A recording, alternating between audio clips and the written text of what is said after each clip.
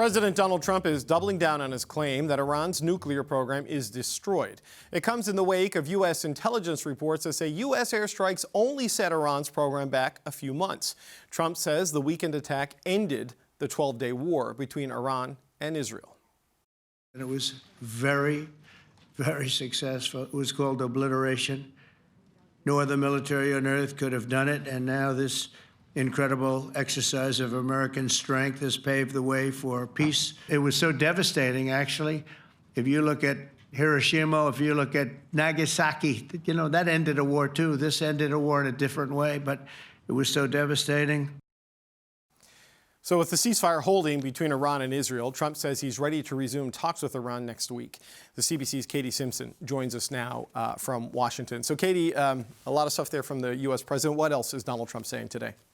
Yeah, the key headline right now is those talks looking ahead to next week. It's unclear what might actually come out of those talks. Trump says his priority is to ensure that Iran does not have a nuclear weapon.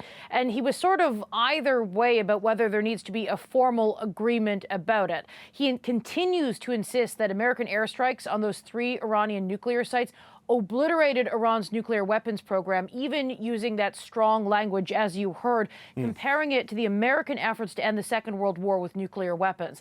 He's also aggressively criticizing news outlets that have been reporting about that preliminary U.S. intelligence report that suggests Iran's nuclear capabilities may not have been obliterated, as he says, but rather set back by only a few months. We're hearing from experts from what they understand based on the analysis that is available to them. It could be anywhere from 1 to 2 months all the way up to a year.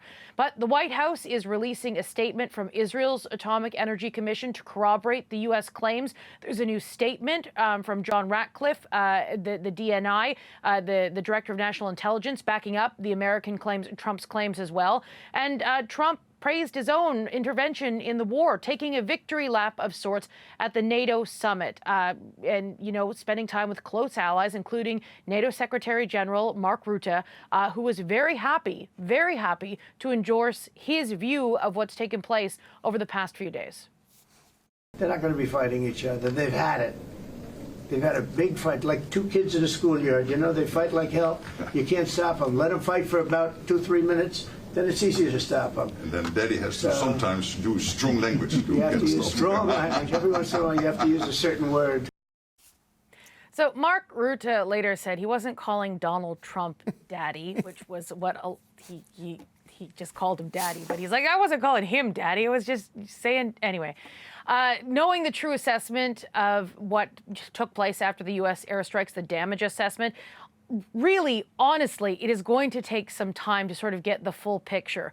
The International Atomic Energy Agency says its top priority is getting access to those Iranian sites. It's dangerous right now, given the debris and the rubble, and that is, of course, if they even can get access. Iranian politicians and leadership, they're trying to sever ties with the agency right now. Okay, so look, the daddy comments aside, Katie, I mean, we do have these contradictory assessments of what happened in Iran, right? Which, not surprisingly, with early intelligence and politicians, I mean, well, what are U.S. lawmakers saying about these contradictory messages we're getting out of this weekend? So there had been some briefings that were planned for Tuesday for those lawmakers, but they were canceled at the last minute, postponed until tomorrow. Some Democrats, though, are accusing the Trump administration of having something to hide, and they're very frustrated about the lack of disclosure. Have a listen to Senator Mark Warner of Virginia. This is how you destroy trust with your friends and also with your foes. If people are misrepresenting or lying about the effects of this attack, who's going to trust us going forward? And, you know, would we be lulled into a false sense of security if Iran still has these capabilities? So far, reaction in the United States has largely fallen along partisan lines. It's not all completely that way. There are some Republicans who are strongly opposed to American involvement in this conflict. And we have seen at least one Democratic senator throw some support in terms of taking on Iran.